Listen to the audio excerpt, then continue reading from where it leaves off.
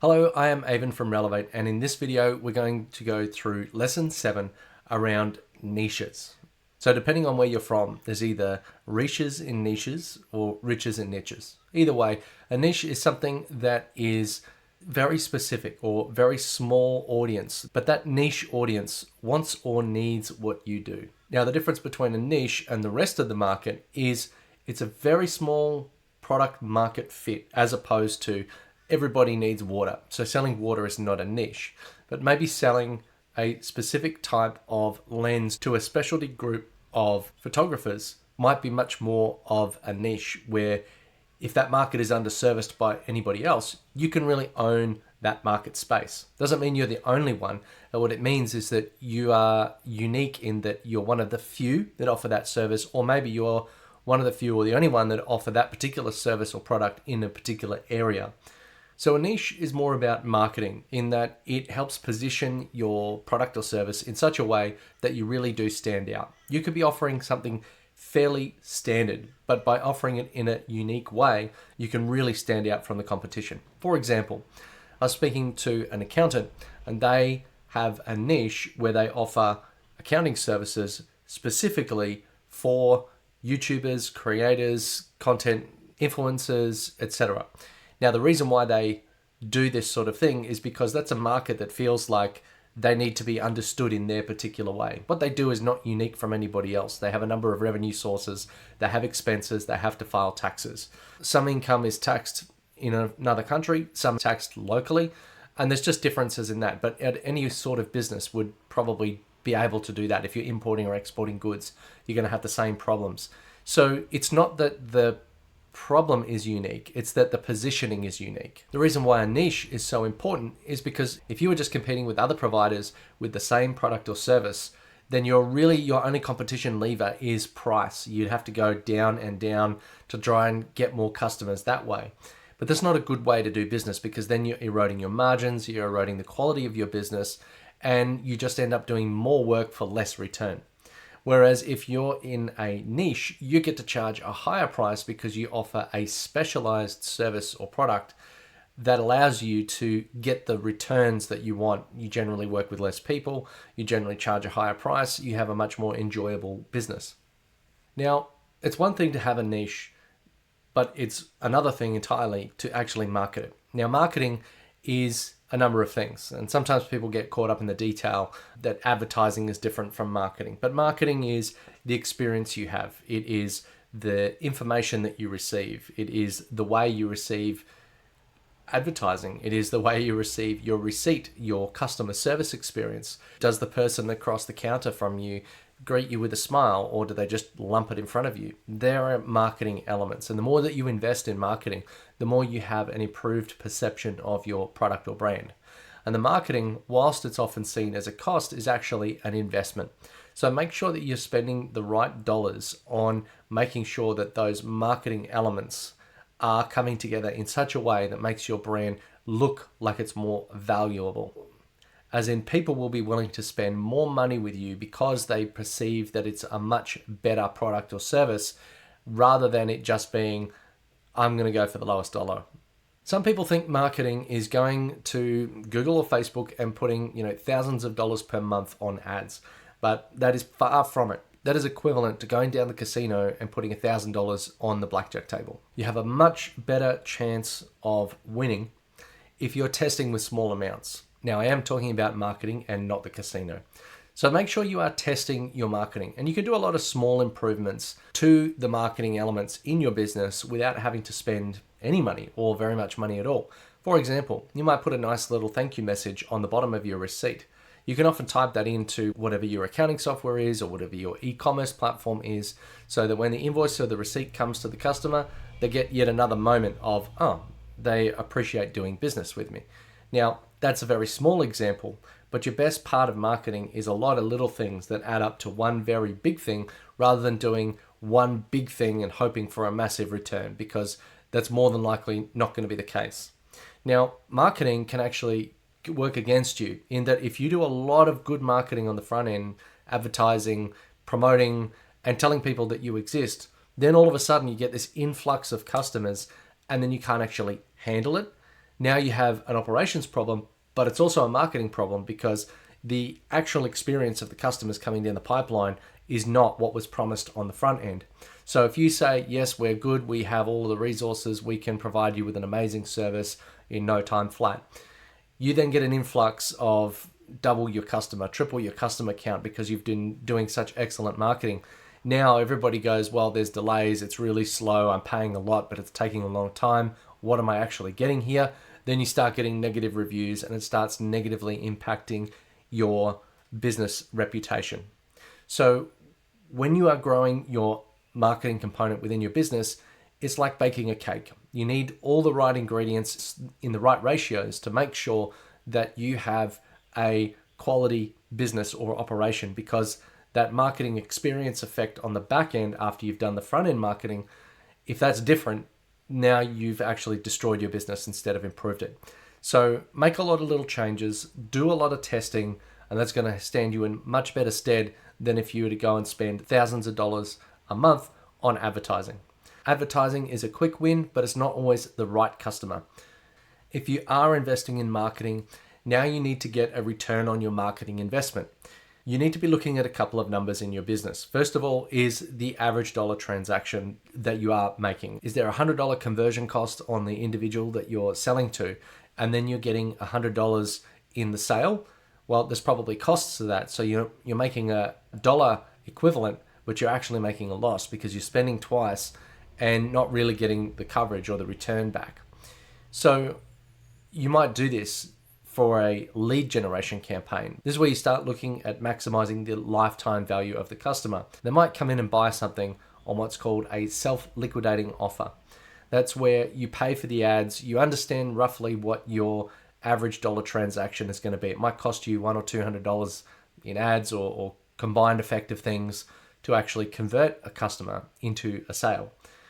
And even if you recover that cost with the $100 or $200 worth of product that you've sold, now you've actually got a name on a list, somebody who's already spent money with you. That's when you say, hello, can I also recommend that you try this? Or now that you've bought this, why don't you have a look at that? That's the next phase in your journey. So you might get plenty of numbers at the top end that come in and buy that one thing and then never do anything else with you. But that's why self-liquidating, which means that you've covered your costs. The next step is to get the next revenues through the door. Once you've got that customer, it doesn't then cost you as much to advertise back to them. You can literally pick up the phone, or whilst you're in the sales engagement, say, well, what about next? When you are doing your marketing and your advertising, remember not to put all your eggs in one basket.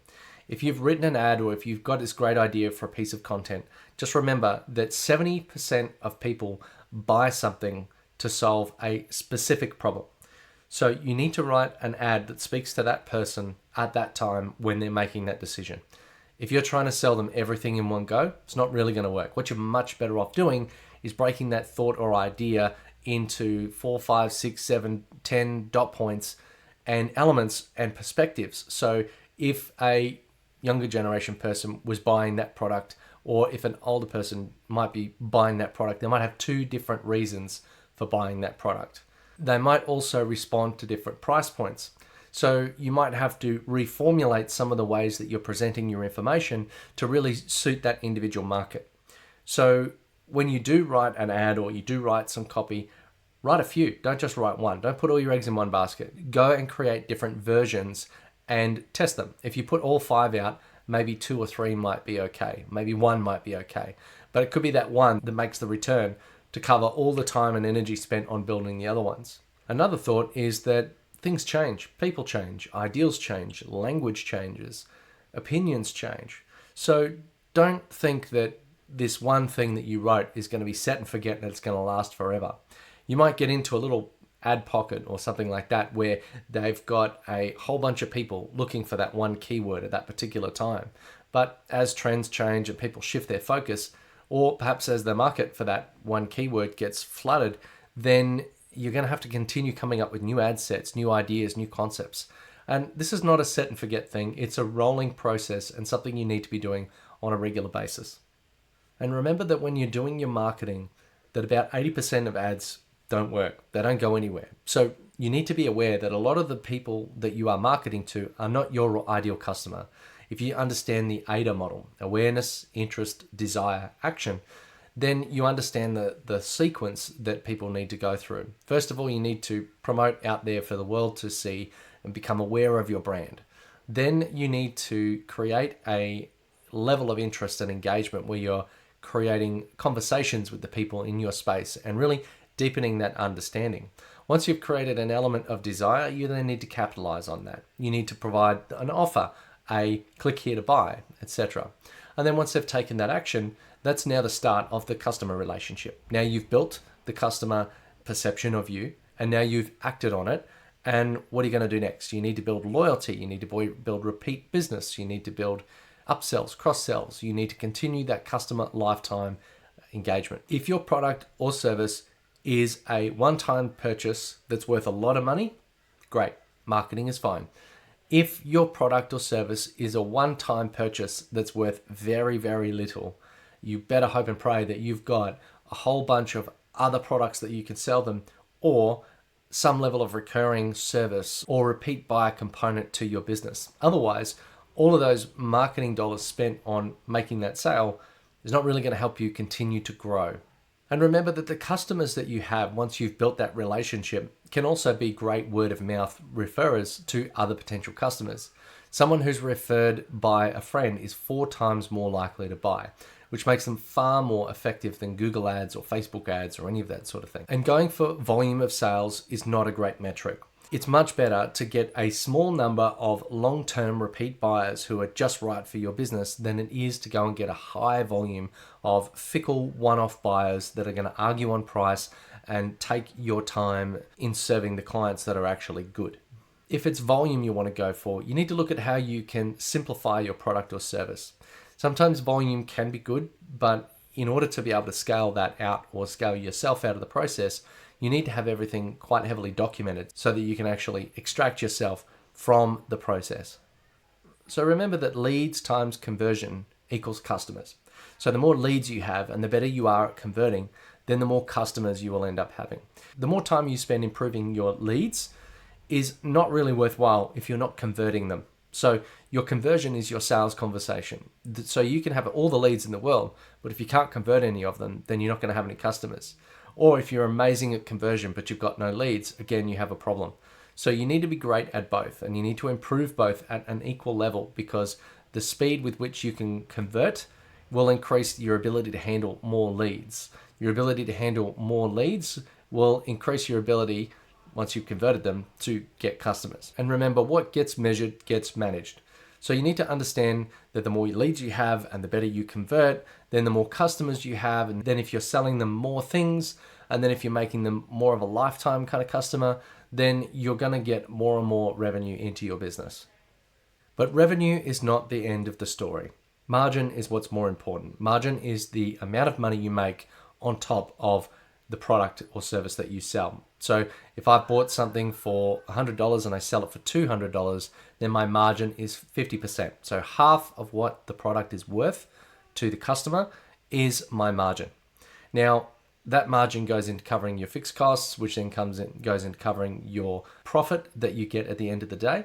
So making sure that you've got enough margin in your products and that you're selling enough products. Now, it is possible to be so successful that you go out of business. And that is generally because people don't have any margins in their products. Having a niche allows you to charge more money to a smaller set of people. Not that there's less people and less transactions, it's just that maybe there's less competition, or a lot of people searching for something that in a market that's underserved. So if you are able to have more leads, have more conversions, charge more money, then naturally you're going to have a lot more profit. Sometimes you can make a lot more money in a smaller business that's very profitable, as opposed to a bigger business that has very high revenue but very little profitability at the end of the day. So the challenge is to get 10% better in each area. Remember, I said it was like baking a cake. A little improvement in all of the areas means that you're going to make a lot of improvement at the end of the day. So can you get 10% better at the amount of leads that you get in the business? Can you get 10% better at the conversion rate that you have? Can you get 10% better margins by charging more money? Can you get 10% better at your cost management?